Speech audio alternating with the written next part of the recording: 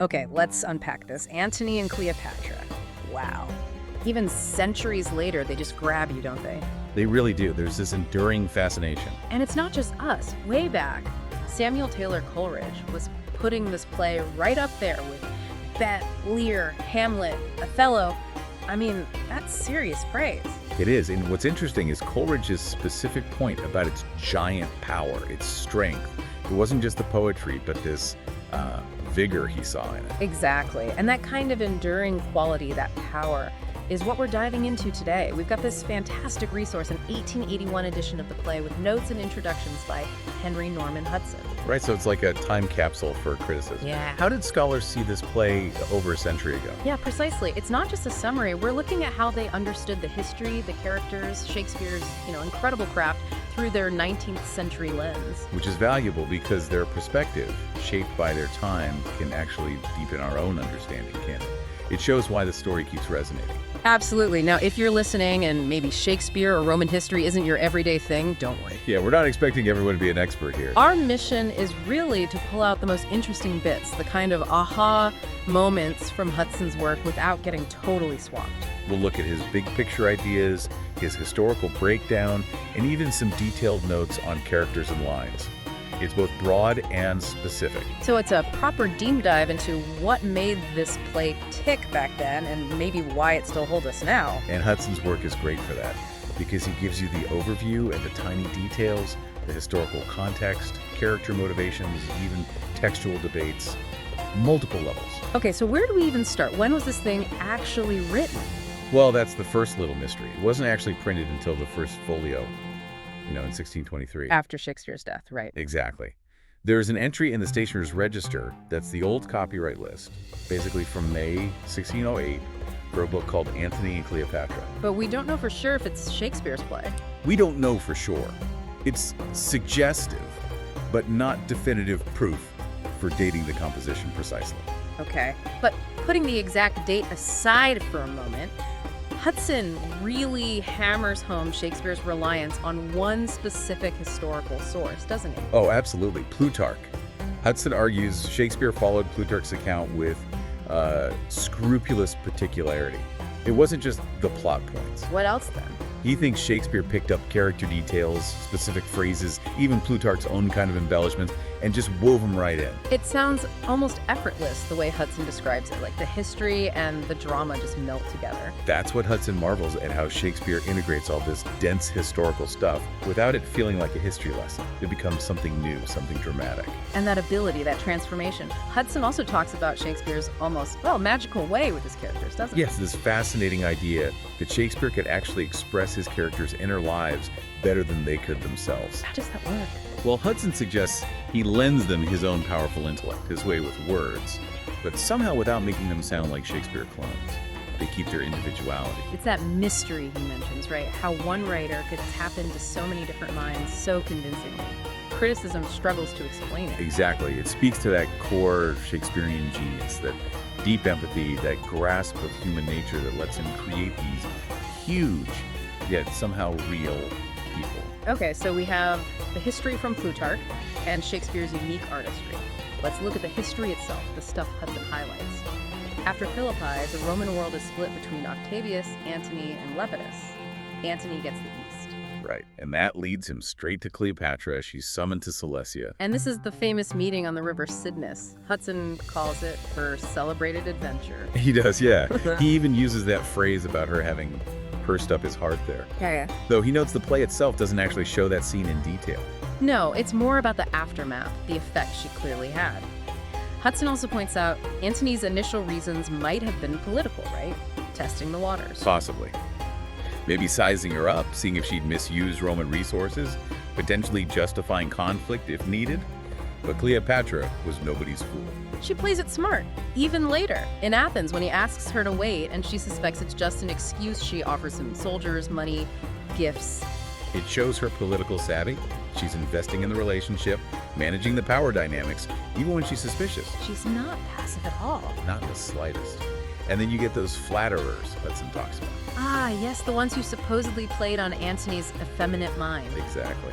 According to Plutarch, via Hudson, they painted Octavia as just a political match while playing up Cleopatra's supposed devotion, even suggesting she'd harm herself if he left. It sounds quite manipulative. Hudson seems to emphasize Antony's vulnerability to this kind of emotional pressure. Yes, the fear for her safety becomes a powerful lever to pull him back. Which brings us to Alexandria. And Antony's deep dive into what Hudson calls the voluptuary life. Yeah, gigantic profligacy mixed with spasmodic heroism. It's a great description. A man completely torn. Hudson paints this picture of extreme indulgence, but then these bursts of his old Roman self, and Cleopatra is right there facilitating it all. She adapts, doesn't she? Catering to his moods, feasts, philosophy, art, Yeah. even taking on divine roles, like Isis to his Osiris. And this idea of them seeing themselves as gods, that's something Hudson really picks up on. It's crucial. He connects it to Eastern traditions of apotheosis, humans becoming divine, and also the Roman practice of deifying rulers like Julius Caesar and Augustus. So it gives their actions a different frame, like they felt they had special privilege and exemption, as Hudson puts it. Exactly. So when they say things like the nobleness of life is to do thus, embracing their passion, they might genuinely believe they're operating on a higher plane. It's not just arrogance. It's tied into this cultural context of potential godhood. Right. Hudson argues their passion feels infinite to them, making everything else, duty, politics, morality, seem small in comparison. And what effect does this have on the audience watching this unfold? Hudson has an interesting take on that too. He suggests it's like a glad holiday from ordinary morality. We watch these larger-than-life figures break the rules, but it's contained within the play. So it's an escape, not an endorsement. We don't walk out thinking we should live like them. That's Hudson's point. Their sheer extravagance makes their situation feel exceptional, not like a template for our own lives. It's a temporary release within the drama, not a lasting corruption of our morals. Okay. Now, in the middle of all this epic passion and political chaos, we have Enobarbus. Hudson calls him the organ of Shakespeare's irony. Quite a phrase. It is. Hudson sees Enobarbus as vital.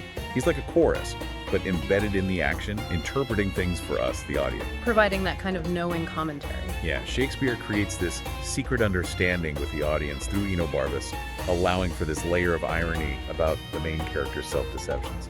But Hudson also says Enobarbus might not even fully get how wise his own words are. Like, he's inspired. It's a fascinating idea. As if some pure, intelligential spirit were at his side, Hudson writes. It allows Shakespeare to insert commentary without it sounding like the author just preaching. But he's still a real character, right? Not just a symbol. Oh, absolutely. Hudson stresses that. Enobarbus has his own loyalties, his own breaking point, his own very human, tragic end. He's not just a mouthpiece. He provides that commentary, but he's caught up in it too. Precisely. He's a fully realized character who happens to also serve this crucial interpretive function. And Hudson gives examples, like Enobarbus describing Cleopatra's passions as being made of the finest part of pure love, which is ironic given her manipulations. Or his regret that Antony never truly saw her for what she was, and that incredibly sharp line after the disaster at Actium. When valor preys on reason, it eats the sword it fights with. Just cuts right through. Those lines really nail his role, don't they? Seeing through the grand illusions. They give us that grounded, sometimes cynical perspective amidst all the high drama and self-aggrandizement. Okay, let's quickly touch on Hudson's sketches of the other players. Octavius Caesar, for instance. Hudson paints him as dry, passionless, elastic, a diplomat driven purely by calculated self-interest. Antony apparently sees him with scorn, despite his success. Hudson suggests his self-control isn't really strength, just a lack of strong feelings. That's the idea. Yeah. He's controlled because there's not much to control, emotionally speaking. Very different from Antony. And Octavia, Antony's Roman wife.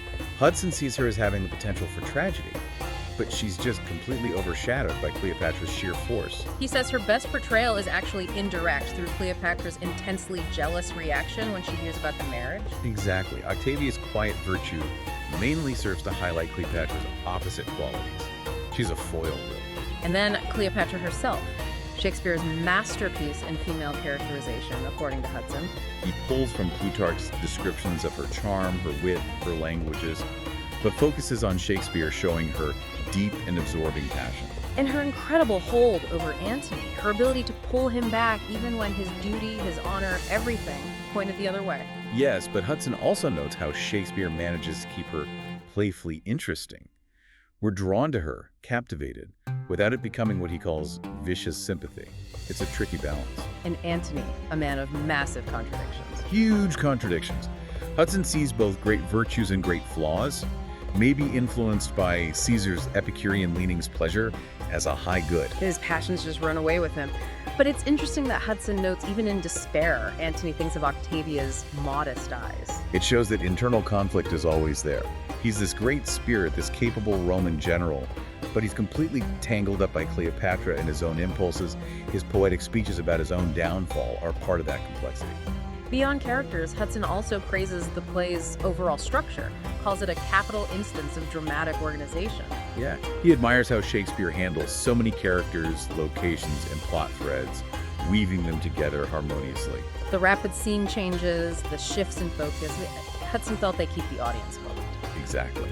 Despite the epic scale, covering years and continents, Hudson argues Shakespeare maintains a tight, dramatic grip, always pushing the story forward.